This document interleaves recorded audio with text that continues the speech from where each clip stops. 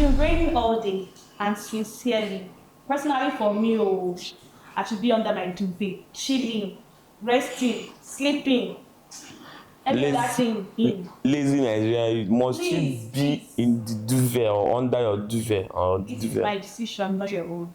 Can't you read your book even as it's raining? Nah.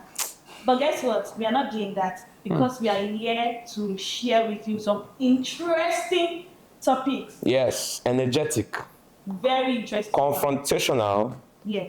mind-blowing and thought-provoking, But I'm not here alone, though. I'm here with my Ojogu, luxury, the luxurious. Should I continue? The luxury man, thank you very much. We are very happy to be here, and in this fresh episode, we're going to be giving you thought-provoking sessions. It's going to be very inspiring. It's going to be, if there's much more thing than inspireful, it's actually All these rich people, we see in the Masbos. Let's do it. English and grammar. And here we are with our special guest of honor, the managing director of the Pwan Max Group, here with us, Mr. Leslie Ejiro. A round of applause, please. Thank you very much. Thank you. So you're welcome to the show today. Thank you. How is the weather? Let me start with It's that. cool. It's cool. It's fantastic. Clement, I like it. Hope the road is not flooded. It's part of nature. We're good with it. So, sir, we actually very pleased that you're here with us. Thank you. And understanding that this is the real estate sector, so we decided to bring you in to ask you a few questions concerning what's happening in the real estate sector with our topic on trust and transparency. I hope you're ready for us, sir. Yeah. Okay, beautiful. Grace, do you have anything to ask him first of all, or should I start? Which one? Well, I'll just start with trust issues is rampant, like everywhere. People who have trust issues, it's people they bet, clients, friends, family, so on and so forth. Yeah. But guess what? Today, we are going to deal with everything one after the other. Stay tuned. So, sir, based on the recent happenings in the Nigerian real estate sector, the real estate firms have been taking a hit. What do you think is the issue? Or how does it affect trust? Okay. So I'm going to assume that you mean issues around allocation because by and large, real estate is very broad, but we have been having issues with allocations, right? So I think the fundamental problem is communication during negotiations or initiations for purchase, right? There is a proper conversation that should have been had at the point of purchase. A lot of marketers for a lot of real estate companies missed that conversation or deliberately ignored it. And that is why we're where we are. And I'll explain. You don't see, we have not heard people say, I bought a house and I've not been given the house, right? I've not heard people say, I bought a flat and I've not been given a flat, I bought an apartment. Or I've been hearing people say, I bought land, right? And I've not been given the land. I have not even heard people say, I bought land in Ikoyi and they've not given my land. I bought land in VI, I bought land in Lekki Phase 1, they've not given my land. Nah. What we'll be hearing have been properties, lands that be bought on the hinterlands, outskirts of the city, where I call bush, right? So when you are buying bush, you should know that you can do nothing with it for the next 5, 6, 7, 8, 9, 10 years, right? The avoidance or the deliberate ignoring of that conversation is why any Thomas Pius, Patience, Patricia, we go online and cry that, oh, I've been scammed. Because the lands themselves are not available for immediate development now, right? For us in P1 Max, for instance, the conversation I usually have is that I'm selling you a promise for the future. I've had clients who walk up to me and say, you know what, it's going to take donkey years for this property to appreciate. So change the names on the document from my name to my kids' names. That's realistic.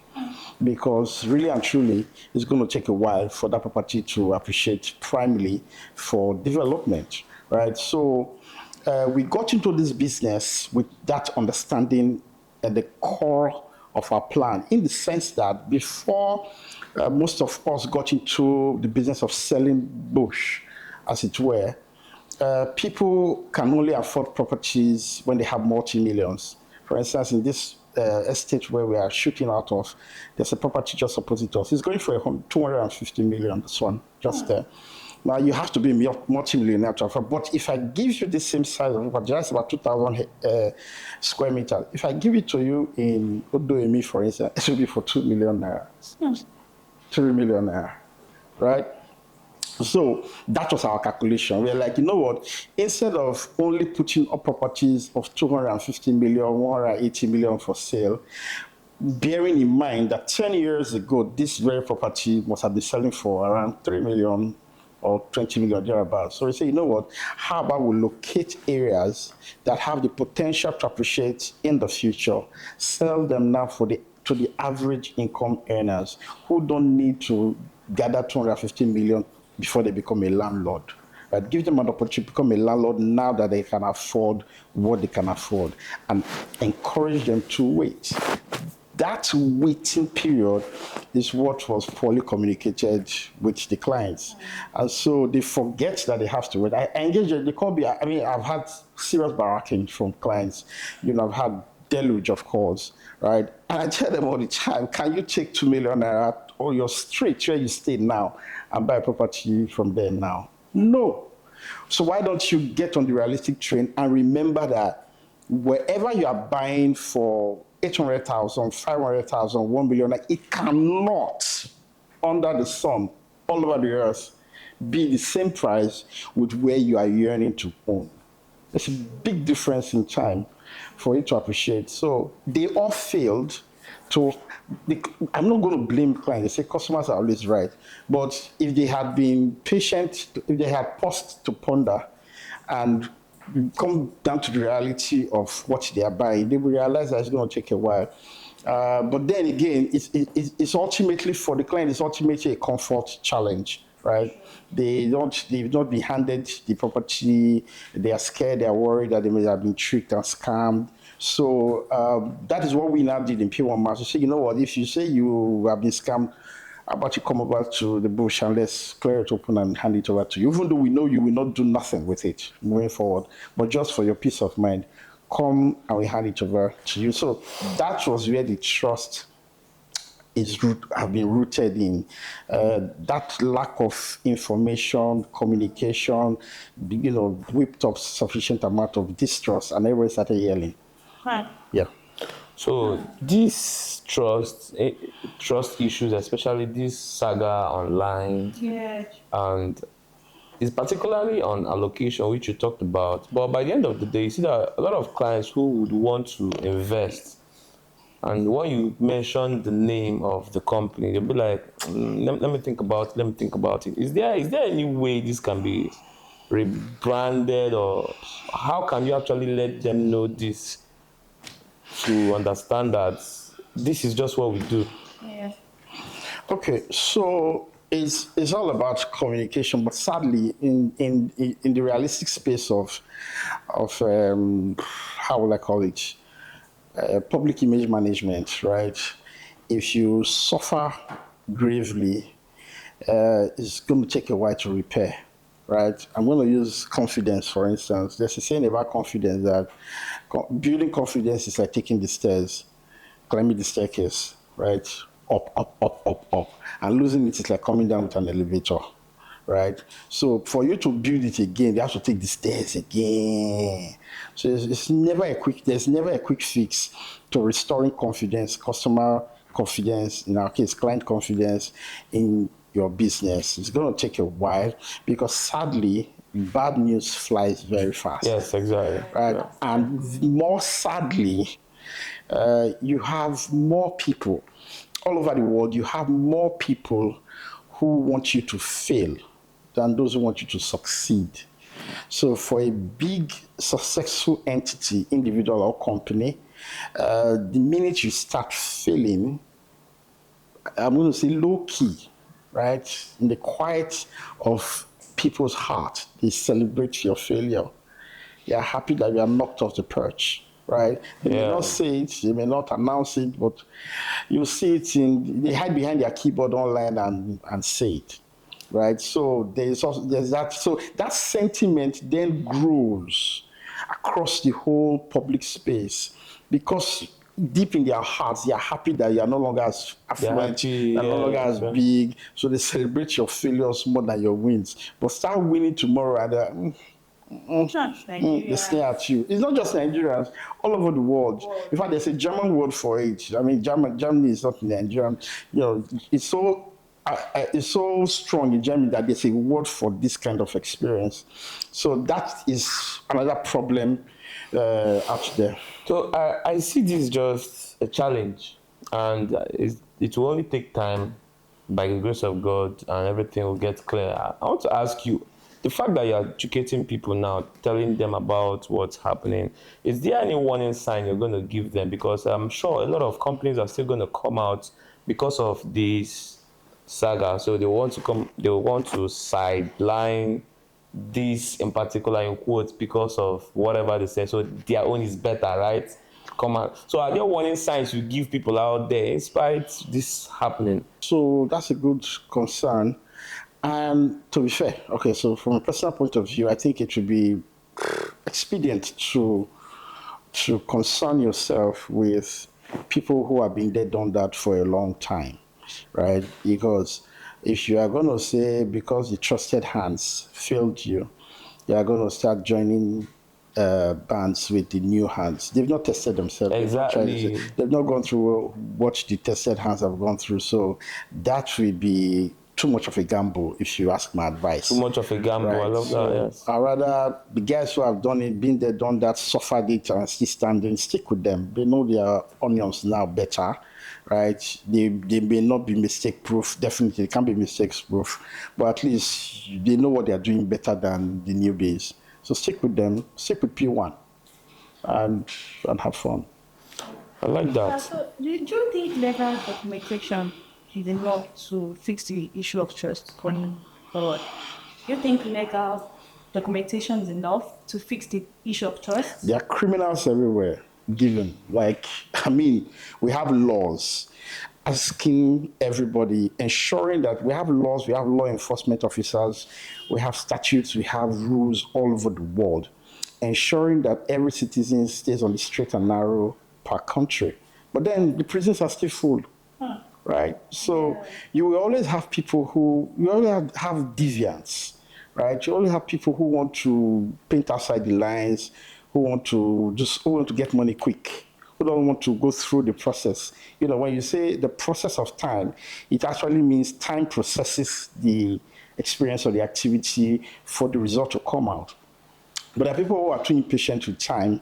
So in terms of legal documents, no, that's not sufficient to stop the issues that are abound in the real estate sector, because somebody can generate, I've had experiences where people generate fake legal documents just to close a deal and dupe somebody. So what you need, what a client needs to avoid being scammed is enough information, first of all. Do your due diligence, gather enough information about the whole business transaction, and very, very importantly, listen to your spirit. Listen to your peace, right? Your peace will never lead you astray. If you have not honed the skill to listen to your inner self well enough, that is a good time to do it. Before you make that transfer, sleep over it. You know, say a word of prayer to whatever deity you believe in. You know, sleep or say a word of prayer. Let the peace rest on your decision before you make that transfer. If you feel funny in any way, come on, body. Come on, body. Thank you very much. You know, with the wake of things right now, there's something I've understood in this real estate sector, because it seems like a lot of eyes are open right now. And there's two things I've learned. You either go home or you grow up.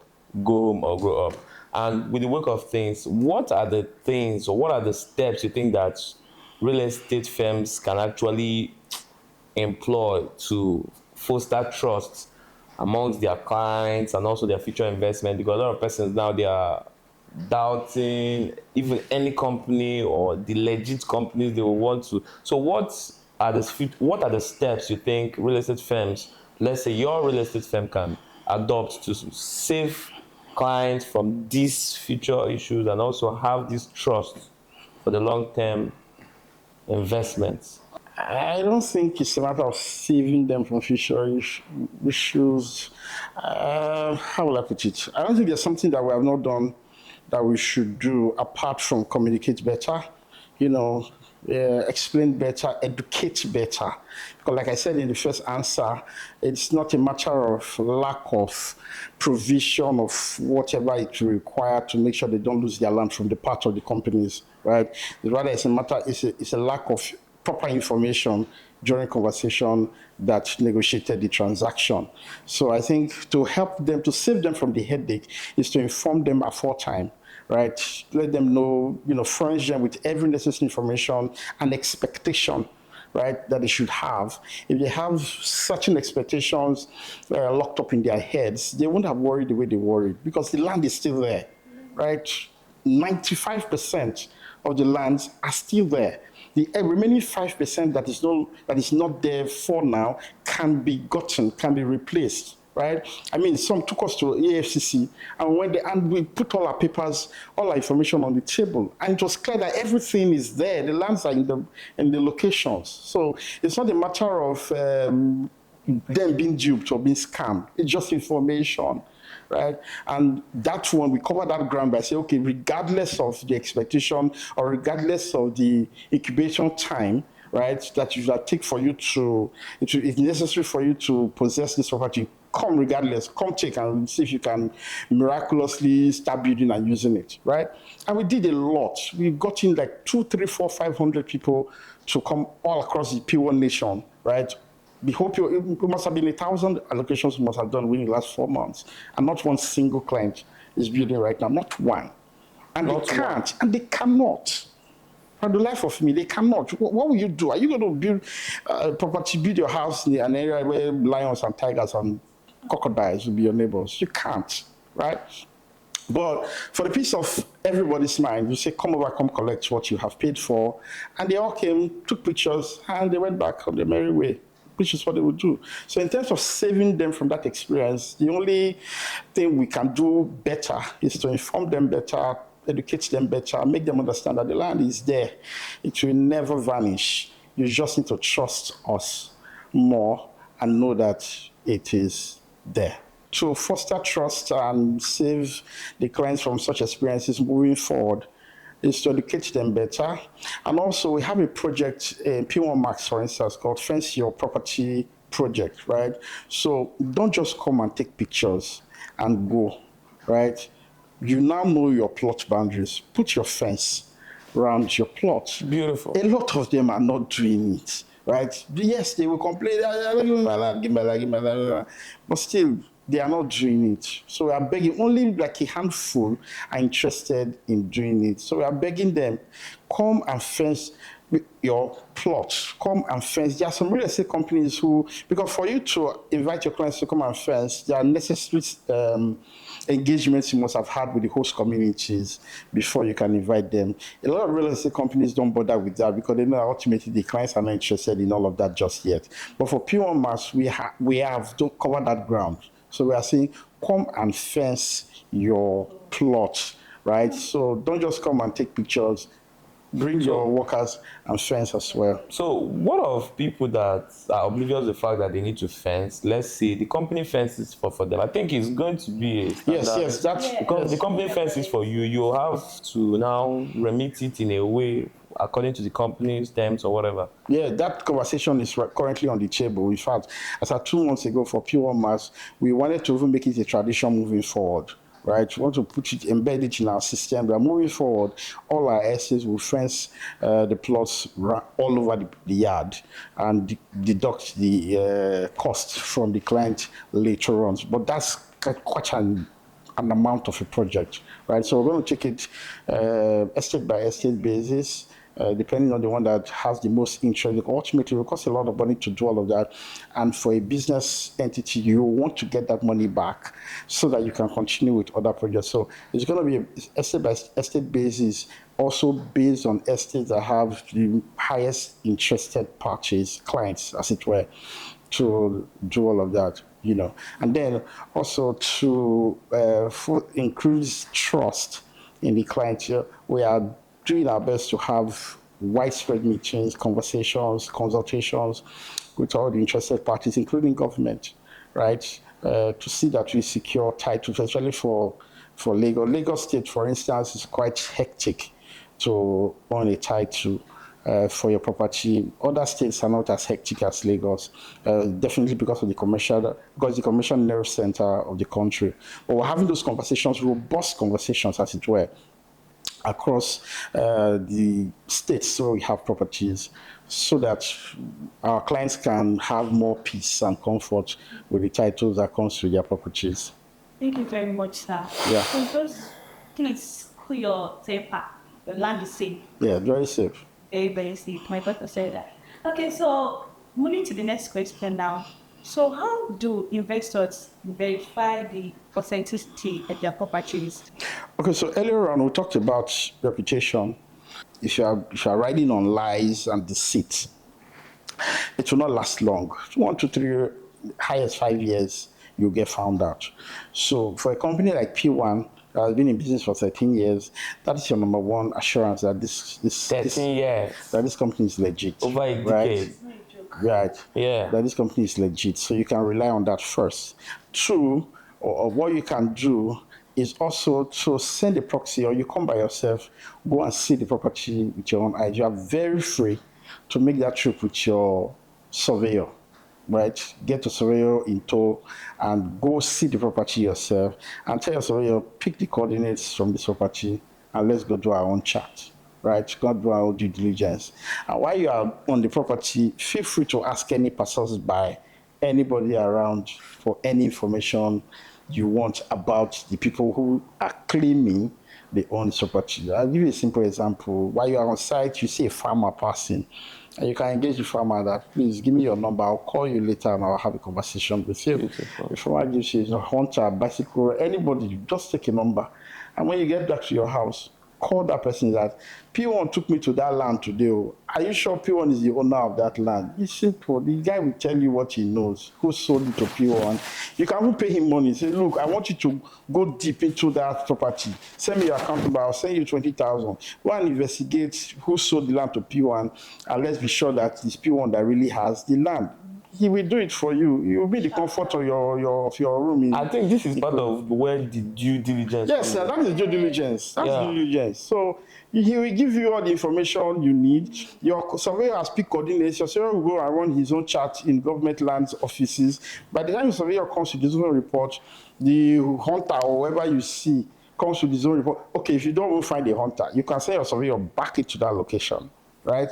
You went there with your surveyor pick, or you can send, even if he doesn't pick that day, let him just come along as your friend or as your brother. You finish, just tell him that as we are going, my brother, the Look Road, find that way where you will locate this place next time on your own. And you go back and you send it right back there. He goes there, picks coordinates, he goes deep into the bush, look for the communities, ask questions, satisfy all your curiosity. And then before you call P1 and say, P1 Max, okay, I'm good, I'm ready to pay. So it behoves the client to engage all of that. But then for the client that does not have the stomach for all of that, trust a company that has been there for a long time. They've done all that. They will not. That's exactly what I wanted to say. For the client that does not have the stomach, a lot of person, I want to travel, I have a lot of things on my mind. Why can't I just do this with this company? And also understanding that these guys have stayed in the business for a long while. You understand? Simple. I think that's actually very nice, and also to convince and to correlate the importance of doing business with a legit real estate company like P1.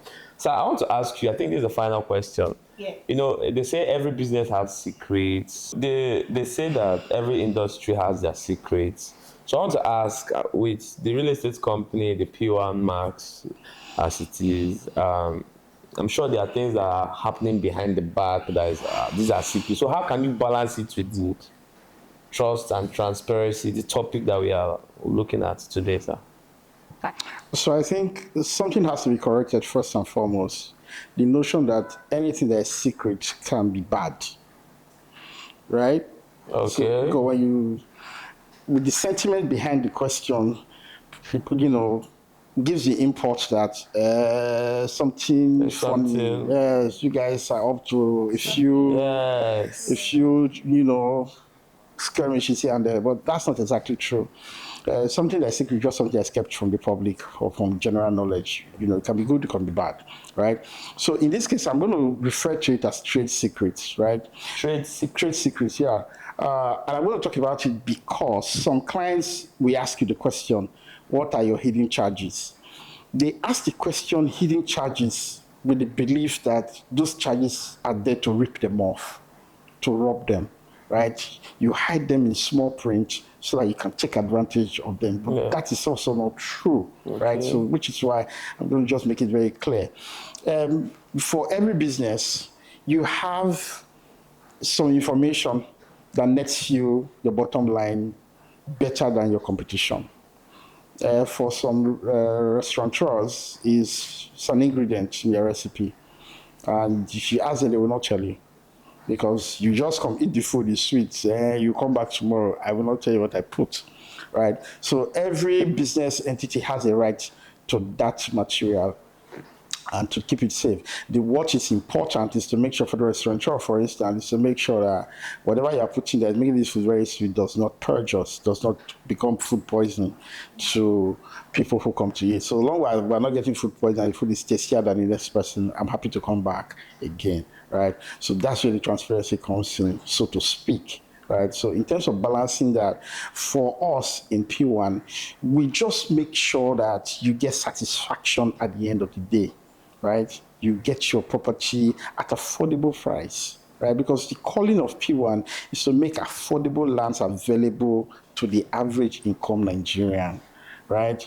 Before hitherto the birth of P1, properties used to be for the rich and mighty, right? So P1 brought this product out, these kinds of products into the market to help the average income earners own property. So long you are getting your property, don't worry about our trade secrets or whatever you think are hidden charges that we're putting there to rob you. They are not there to rob you. They are there to safeguard the process, right? Because it takes quite an amount of money, time, blood, sweat to put a business of this magnitude in place to be serving the people, right? Ultimately, the clients of P1 today, 80% of them never thought that they own property to become landlords with the amount of money they spent to become landlords. Before now, before P1, you won't dream about it, right? It ever crosses your mind that you want to become a landlord, you know it's going to cost you an arm and a leg. You start saving for years and years and years. But people brought a system into the market space that allows commoners, people who earn 100K, 200K, they are landlords. Yes, the property is in the bush, but are you a landlord or not? You are a landlord today. That's right? true. So trust whatever is going on in that business to afford you this opportunity, and don't worry your head about what is in charge or whatever. It's your experience, the reality that you have gotten your land is transparency enough for you. That should be sufficient. Okay. Thank you so much. I think that's wonderful. Thank you very much, sir. Like, I'm so blessed, and I'm sure everybody's blessed. I've actually learned a lot. You are blessed. Are you blessed? I'm so excited I did not sleep on my bed today. This is what I would have missed. Sorry, is it on bed? Are we in bed? Under the Our bed? English teacher. I'm not understanding you. Every time you're talking about bed. In bed, on bed, And on somebody's bed, son. inside bed, any bed. I wonder. I'm so happy that I'm here today, and I'm sure everybody's happy to be on today's podcast. Thank you so much. So, wonderful viewers, if you have any questions or comments, feel free to drop it in the comment section. I remain your luxurious host, Mr. Ken, and with my beautiful co-host here. Beautiful, great. Thank you so much. Bye. Bye-bye.